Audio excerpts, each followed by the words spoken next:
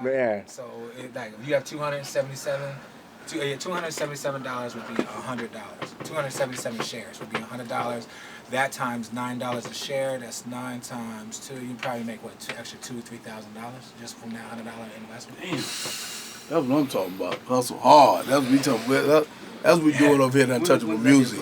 We talking about stocks and shit, playing chess and doing music. You know, normally when I'm in a studio session, it's just drinking and girls when and you come to the all Black that shit. Godfather session, see what you get. You know what I mean? See, come to one and tell them Black Godfather, you get stock tips.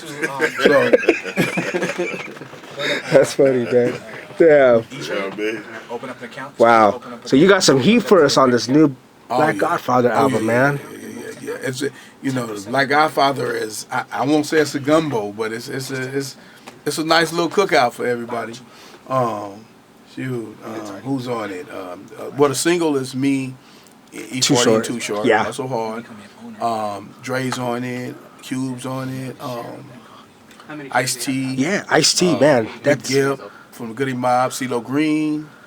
Corrupt, Jail Felony, Dub C. I saw the Quick, Sugar Free, and AMG. Oh yeah. And man, my eyes my eyes got big on that one. I was like, yo. Oh no, that record's crazy. It's called Told You Twice. So y'all look out for that. That's gonna be the club banger.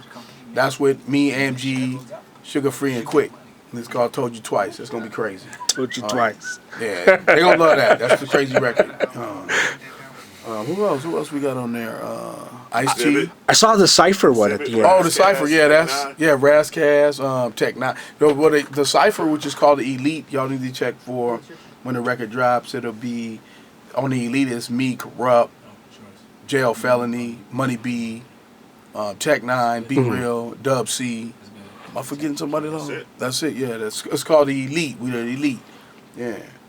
So what'd you do? Just like wake up one morning and just like, man, this is what I want to do, and start laying everything out, and start putting a plan together. Or I came up with the idea of the Black Godfather just based upon like I wanted to do a G record, so I wanted to do a record that's like kind of like an OG record, and then maybe about 2 days after I started like coming up with the idea, Law called me and he's like, well, what you want to do? I said, I'm just really trying to make a record, man, that's like an OG record that we can bridge the gap with. He was like, well, let's sit down at the table and run. So me and him ran a bunch of ideas, and he was like, what about features? I was like, I don't care who's on the record, as long as we make the right record. So then we just started reaching out to everybody we knew, everybody we worked with, everybody that we highly respect, and that's how we came up with it. It was more of an organic thing than anything. It wasn't like no tribe thing like where we took all these weeks and years to write down diabolical plans. Yeah. It's basically, it wasn't like we woke up and did it because we already had I already had the idea to do the Black Godfather record. I didn't want to so you already had the Black James Bond thing already in your head. Definitely. Okay. Yeah. Then like I said, the Black Godfather is like, okay, it's like this if James Bond was a gangster. That's who he is. So it's a fly playboy, flamboyant gangster motherfucker that that puts his hand down on everything and he runs the show. Is he telling you the truth? Is he telling you the truth? Right? With that, once I had that theory, then it was about bringing it to life, And with that music, that could be night and day. I went in and I started doing a few records that we had, and then we took a break. Because we I went in and started working with Dre on the Compton record doing Loose Cannons.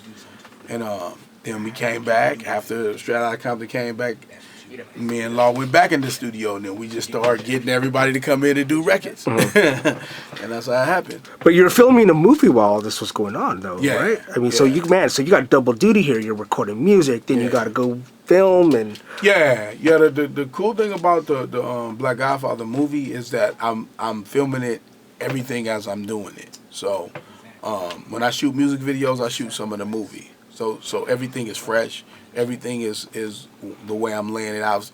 The way I'm laying it out at that moment. Nothing is like an old ass idea. Everything is like fresh and brand new and pop. So. What was more challenging, the shooting of the movie or the making of the album, or? The movie's easy because it's me in it with actors.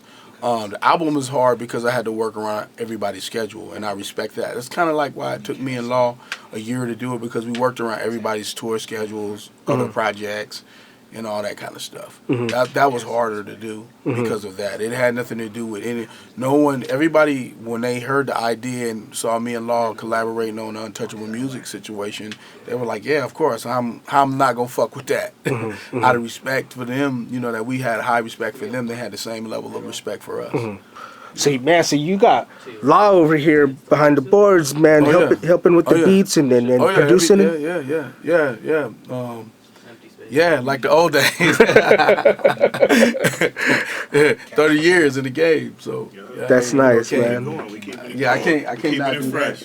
that. We in here like it just started, man. Yeah. You know what I mean? Yeah, they're like, you know, I don't really like the word music mentors because they're kind of guys that, you know, I was at my back between him, Easy, and Dre. They're like, I don't see myself doing really a big record without them. You know what I mean? I couldn't.